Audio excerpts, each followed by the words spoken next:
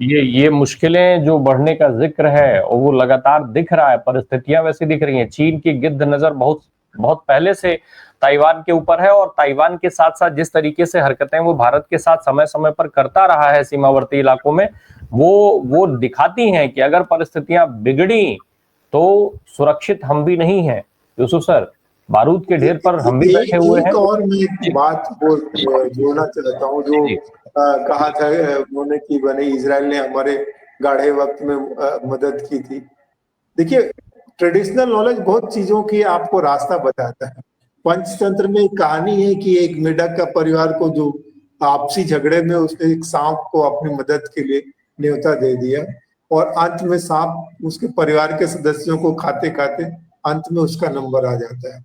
तो हमको बहुत सावधानी से अपने घर में, लोग आप बाहर जितना डील करिए पर अपने घर में बहुत सावधानी से एंट्री देनी चाहिए, क्योंकि क्रिटिकल इंफॉर्मेशन आपकी कौन कब ट्रेड ऑफ कर लेगा ये ध्यान। जैसे ब्रिटेन के पास हमारे बहुत सारे क्रिटिकल इंफॉर्मेशन है कॉलोनियल इसकी वजह से, अमेरिका के पास में, तो कौन कब ट्रेड ऑफ करेगा पता नहीं। बिल्कुल जी। यूसुफ सर, देखिए, अगर हम भारत और ईरान या अपनी क्षेत्रीय जो स्थितियां हैं उसके बारे में बात करें, तो आपने देखा होगा खबरों में कल कि चाइना ने अभी तक 2 बैठकें, क्षेत्रीय बैठकें की हैं 3 देशों की। सबसे पहले उसने अफगानिस्तान, पाकिस्तान और खुद को शामिल किया, वो बैठक हुई। और उसके बाद उसने पिछले बुधवार को बांग्लादेश के और पाकिस्तान और खुद उसमें शामिल हुआ, वो इन देशों की बैठक हुई। तो क्षेत्रीय जो ये देश हैं, बांग्लादेश और अफगानिस्तान, ये इंडिया के साथ इनकी सीमाएं हैं, इंडिया के साथ इनके संबंध हैं, पुराने संबंध हैं और बहुत अच्छे संबंध रहे हैं, अभी भी हैं। लेकिन चीन जो है इनको गोलबंद कर रहा है, और वो गोलबंदी भारत के हितों के खिलाफ है।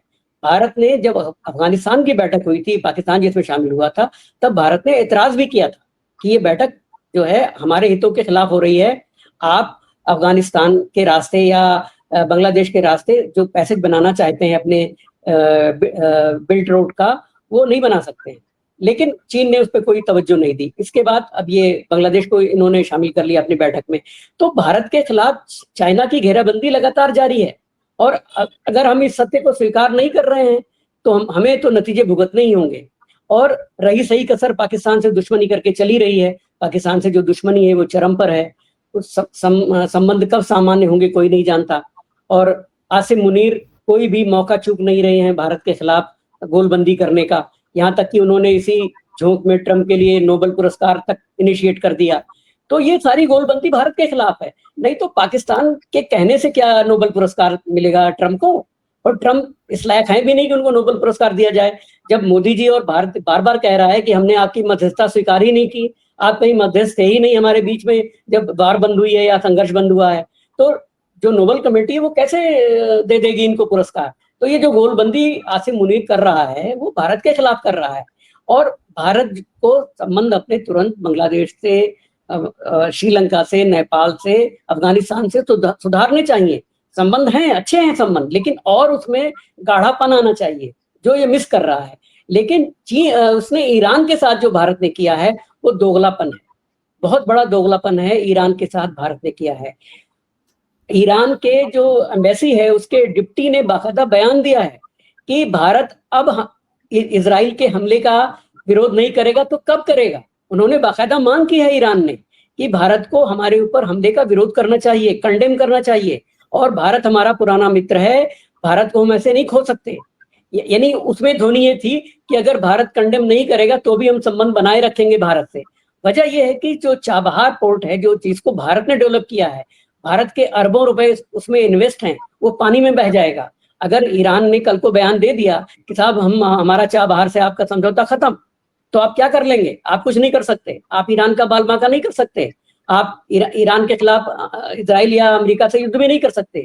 और दूसरी बात जो हो रही थी कि इजराइल ने हमारी मदद की ऑपरेशन सिंदूर में, भाई उनके ही हथियार तो हम लोग यूज कर रहे हैं खरीद करके। अडानी जी सप्लाई करते हैं, हम खरीदते हैं। इजराइल में के विमान आते हैं, अडानी जी की जो फैसिलिटीज है उनमें असेंबल होते हैं और हम खरीद लेते हैं। तो मुद्दा ये है कि जो पेगासस की सौगात इजराइल ने दी थी, क्या वो कम बड़ी सौगात है? दरअसल इजराइल ने जो हमारी मदद की है हमारी सत्तारूढ़ पार्टी को, वो पेगासस से की है। हमें तो उनका ऋणी होना चाहिए। पॉलिटिकल जो जासूसी का जो रास्ता खुला है इस रिजीम में, यानी भारत के रिजीम की बात हो रही है, वो पेगासस के जरिए जो नेता विपक्ष और तमाम दीगर लोगों की और पत्रकारों की जासूसी हुई है पेगासस के जरिए, वो इजराइल के थ्रू आया है। और उसको देने वाला वहां का जो बदमाश प्रधानमंत्री है, हत्यारा प्रधानमंत्री है, बेंजामिन नेतन्याहू, उसने वो पेगासस सप्लाई किया है। जो एनएसएसओ कंपनी है जिसने पेगासस बनाया है, उसमें बाकायदा बेंजामिन नेतन्याहू के शेयर हैं, उसमें उसकी हिस्सेदारी है, और उसी कंपनी ने पेगासस बेचे हैं तमाम देशों को, और अमेरिका में इसकी जांच चल रही है, मुकदमा चल रहा है। तो कहने का आशय यह है कि इजराइल हमारा कोई हितैषी नहीं है, उसको हथियार बेचना है अमेरिका की तरह से, उसको ड्रोन बेचना है, इसलिए वो हमारे साथ है। बिजनेस उनका एक मात्र माध्यम है, और हमें भारत को बाकायदा ईरान के समर्थन में बयान देना चाहिए। सोनिया गांधी जो देश की प्रमुख विपक्षी पार्टी है कांग्रेस की, उसकी पूर्व अध्यक्ष ने बयान भी दिया है कि भारत को इस समय ये मौका है कि ईरान के समर्थन में खड़े होना चाहिए। और दीगर विपक्षी दल जो है भारत के, वो भी पीछे नहीं है, चाहे वो आरजेडी हो, चाहे समाजवादी पार्टी के अखिलेश यादव हो, सभी कह रहे हैं कि भारत का जो इस समय स्टैंड है वो ईरान के साथ होना चाहिए। तो कुल मिला के भारत एक्सपोज हो गया है इस युद्ध में। ईरान के खिलाफ जो लड़ाई इजराइल और अमेरिका ने छेड़ी हुई है, उसमें भारत एक्सपोज हो गया है, और समय रहते भारत को चेत जाना चाहिए, उसको स्टैंड लेना चाहिए। और ये बहुत दुख की घड़ी है कि हमारा एक पुराना मित्र है ईरान, सदियों से परंपरा है। खुद मोदी जी इस बात को ईरान में जाके कह चुके हैं कि हमारे पुराने रिश्ते रहे हैं। यासर अराफात को हम लोग यहाँ होस्ट करते रहे हैं, इंदिरा गांधी ने गुटनिरपेक्ष आंदोलन खड़ा किया था। तो ये हम भूल गए हैं सारे इतिहास को। लानत है ऐसे लोगों पर जो इस इतिहास को भूल रहे हैं। जी राम प्रकाश जी। मैंने कल भी जिक्र किया था कि भारत के पास एक बड़ा मौका है। एक तरफ जहां अमेरिकी मीडिया रिपोर्ट कर रहा है कि इजराइल के पास मिसाइलें खत्म हो गई हैं, वहीं दूसरी तरफ ईरान ने ये बात कही थी कि भारत को इस मौके पर आगे आना चाहिए, बयान देना चाहिए। कब तक चुप रहेगा? इसका मतलब ये था कि भारत को बिना कुछ किए एक बड़ा अवसर बैठे बिठाए मिल गया था, जब दोनों देशों को साफ तौर पे दिख रहा था कि जरूरत है।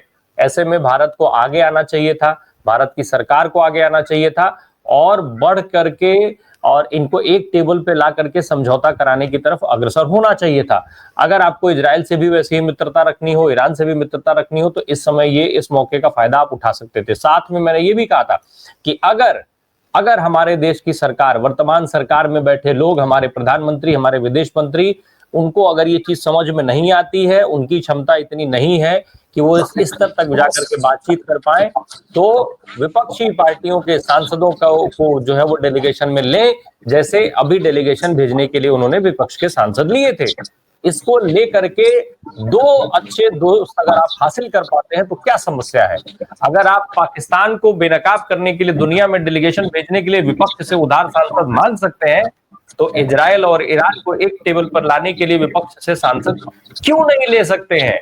क्यों शर्मा रहे हैं आप, या फिर क्यों डर रहे हैं आप? क्यों इस चीज को लेकर के आप आगे नहीं बढ़ पा रहे हैं? ये सवाल है। बहुत सारे सवालों की कड़ी में ये सवाल भी जुड़ जाएंगे, हालांकि हम लोग जानते हैं कि जवाब उसका नहीं मिलेगा। जी यूसुफ सर, जल्दी खत्म करिएगा प्लीज। बस मैं ये कहना चाहता हूँ कि आप लोगों को बहुत बहुत बधाई। मेरा आना कम हो पा रहा है पब्लिक इंडिया पर, लेकिन बाहर से मेरे पास सूचनाएं रहती हैं। मैं कम्युनिटी उसमें जाता हूँ, वहां पे बात होती है, और लोग कह रहे हैं कि पब्लिक इंडिया बहुत अच्छे ढंग से चीजों को बता रहा है, असलियत बता रहा है। तो आप लोगों को इस बात के लिए बधाई। मेरा आना कम हो पा रहा है, इसका मतलब ये नहीं कि मैं अवेयर नहीं हूँ चीजों से। जी बहुत शुक्रिया राम प्रकाश। बहुत धन्यवाद सर, बहुत बहुत धन्यवाद।